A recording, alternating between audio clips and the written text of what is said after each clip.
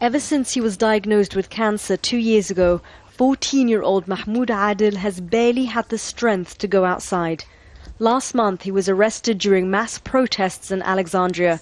Despite telling the police of his condition, he wasn't given medical attention for 9 days until he was finally released without charge.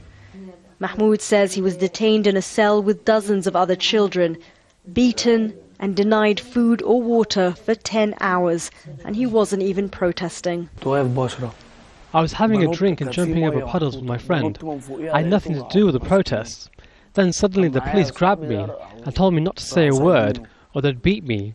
They held me from my hair and jeans and put me in a van. They started hitting my legs and arms. The Prosecutor General's spokesman told us Mahmoud was released as soon as authorities knew he was sick.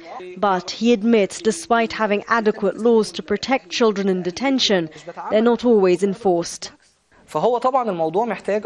We need to have more equipped centers to take in the large number of children detained during recent events. We also need to develop a better culture to deal with these children, starting from the policemen arresting them to the workers in the centers. But from the legal side, our decisions are sound. More than 65 children were detained in the wake of the January 25th protests marking the anniversary of the revolution. That's almost a third of the total number of arrests made that week. Activists complain of a systemic rounding up of minors during scuffles. UNICEF has condemned violence against children and recent reports of their torture and abuse in police custody. Many of those arrested are street kids, some as young as 11 or 12 years old. Egypt has one of the highest number of children living on the streets in the world. And as poverty and unemployment rates rise, their numbers are growing. And more are taking part in violent street protests.